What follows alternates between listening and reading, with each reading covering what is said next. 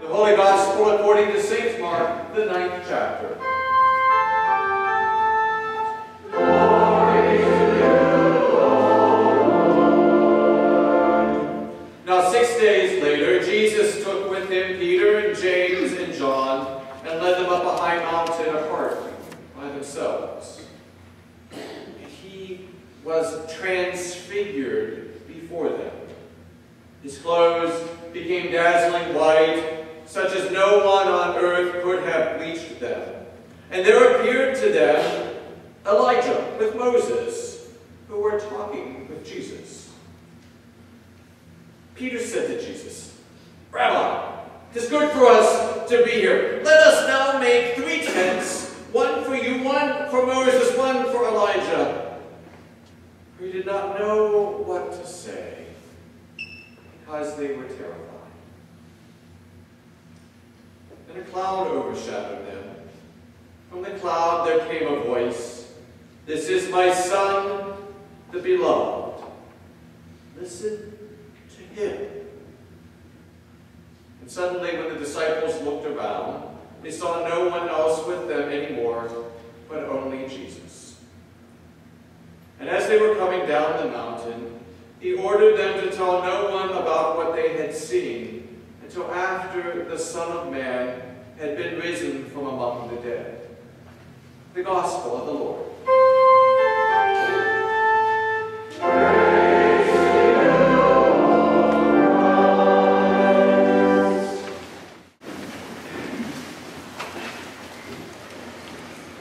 I had an interesting experience this week. I was flying home from Columbus, Ohio on Wednesday afternoon, and if any of you have flown commercial in the last 10 years, you know that this can be a marginally arduous experience.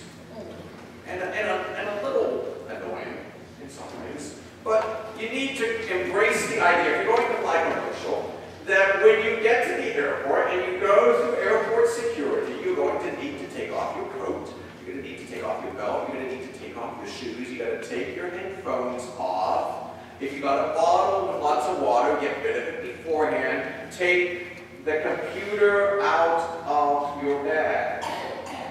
Just do it. Put it all in the box and slide it through. And if you do not like what you are experiencing, those people behind those little X-ray machines are not the people to complain to.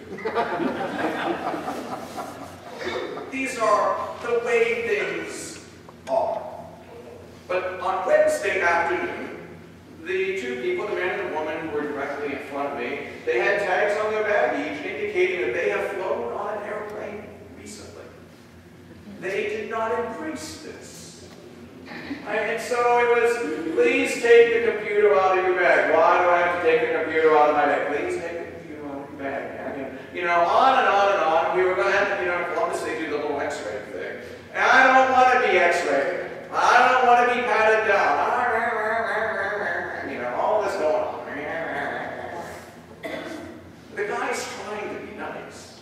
I mean, he's trying. Legitimately, the man's trying to be nice. All the time. So, here it is. It's my turn. The guy takes my boarding pass. And, "How are you today, sir?" "I'm pretty good, actually." "How's your day going?" "I hope it goes better."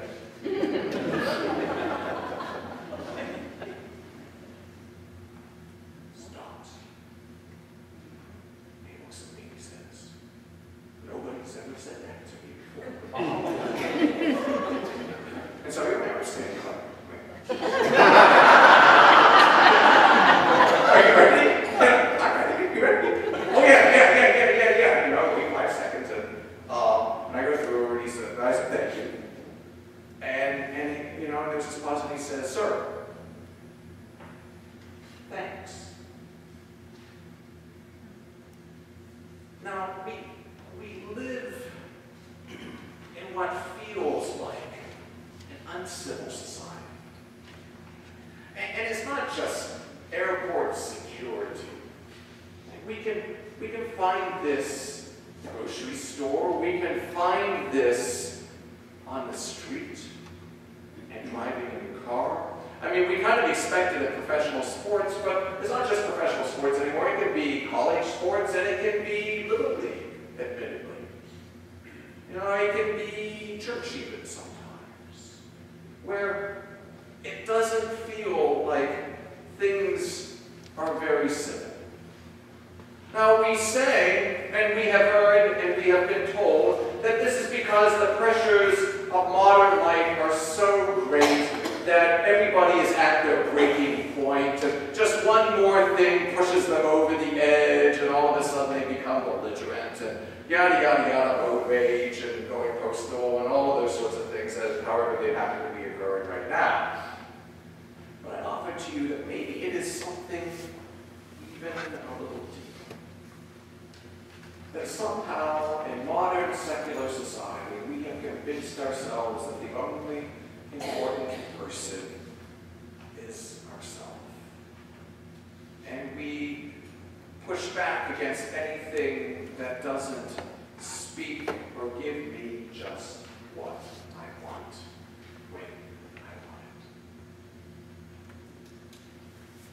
want it. Today we listen to an interesting story. There are, no pun intended, there are a mountain of allusions and things going on in this story about Jesus and James and John and Peter. But I'd like to pull one of them out for you. And they're up the mountain, and this miraculous, this inexplicable thing happens to Jesus, and Jesus is there, and Elijah's there, and Moses is there, and Peter, as we know, Peter is always never at a loss for words, but always at a loss of something smart to say, you know, and he but he's afraid, and you know, and he's like some people, right? Some people, when they're afraid or they're nervous, their mouth starts running, and Peter's mouth's running. Lord Jesus, it's good that we're being here. Can't we build 3 tents, one for you, one for Moses, one for Elijah, and we'll keep everybody safe? And you can kind of hear maybe back in that. And we're going to try to figure out what's going on here. We'll all be safe in our tent. We'll all be safe in our places, and we will find what's going on. And then this crazy thing happens. A cloud comes in, and the text alludes to the fact that Jesus and Moses and Elijah are in the cloud, and Peter, James, and John are not in the cloud. And in the Old Testament, clouds can mean a lot of things. But one of the things that a cloud can mean is the sheltering presence of God. That a cloud is a symbol for the sheltering presence of God. And so here's Peter on the one hand saying, we'll build you a shelter, we'll build you a tent, we'll build you a place to stay.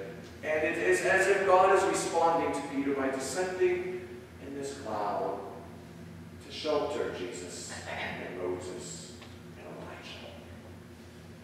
And from the inside of this safe place comes this voice. This is my son. Listen to him.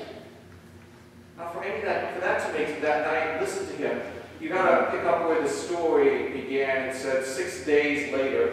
And what it's talking about was that 6 days before, Jesus had just had this conversation that said, if any were to become my disciples, they have to take up their cross and follow me. And it's as if Jesus is promising his disciples, the first thing Jesus promises disciples is not the fact that they will go to heaven. Jesus promises to his disciples first that they will descend into the hell of this world first. And they will go with him into these broken places and into the broken world that we have created for ourselves. That is Jesus' first promise.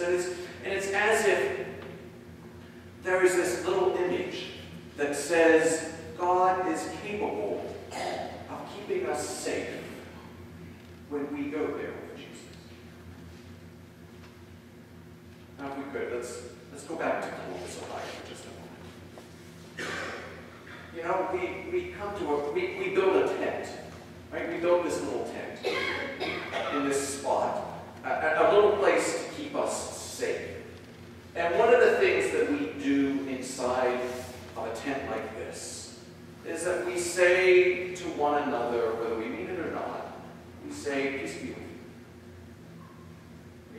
we get to that point in the liturgy and we say, peace be with you. Peace be with you. Peace be with you. Why do you think we do that here? Well, one of the reasons we do that here is because it's practice. And it's practice. We're practicing here. We're practicing in the safe place of this tent we call St. Mark. We're practicing saying the words, peace be with you. We're practicing saying the words, I'm not mad at you. We're practicing saying these words like we would to an airport security person. I hope you have a better day. And we're practicing in a place like this that is safe and feeling how it goes so that we can leave this place and do that in the world. In those places that Jesus will lead us. In those places that we pick up our crosses and follow him into the world. See, that's one of the reasons we do that here. And we've talked here about, the image of a church without walls, the image of St. Mark without walls, and certainly part of what that means is that we bear charitable hearts to a broken world. We bear charitable hearts to a world that cannot feed itself, that cannot clothe itself, that has not enough shelter, that experiences itself as broken. We bear charitable impulses to these people outside of our walls. But does it not also mean the extension of those things that we say and do here into the places that we will go this week? It's not just about feeding hungry people. It is about saying peace to a world that very obviously does not grasp what that means. It is about following Jesus into the darker alleys and the darker moods of humanity, into the broken places and the hellacious places that we have created, to say to those places, peace be with you, with confidence that God goes with us as we do that. And is not that a church without walls, you see? A church that extends itself beyond its tent, back down the mountain, into the places of death that Jesus has walked upon. And so we kind of come to this place. We come to this place in preparation to leave it, to become that image in the world, wherever it is that we find it, and where in those little places that count in a way that is significantly greater sometimes than the big places, because sometimes it's those little accumulated things that happen over the course of people's lives that can make a tremendous difference. And it is those little accumulated things in our lives, the statements and the things that we are doing, that express the very heart of the things that we speak about in this place. In this place, God's cloud is there to keep us safe, but to send us back down the hill, remembering the things that Jesus has said, and remembering the places he promised to go. And so we go down that hill with him, say back to a broken and crazy world, peace be with you. Peace be with you. Peace in all of the craziness that everybody might experience. Peace. Peace from a place that we have heard of God's presence.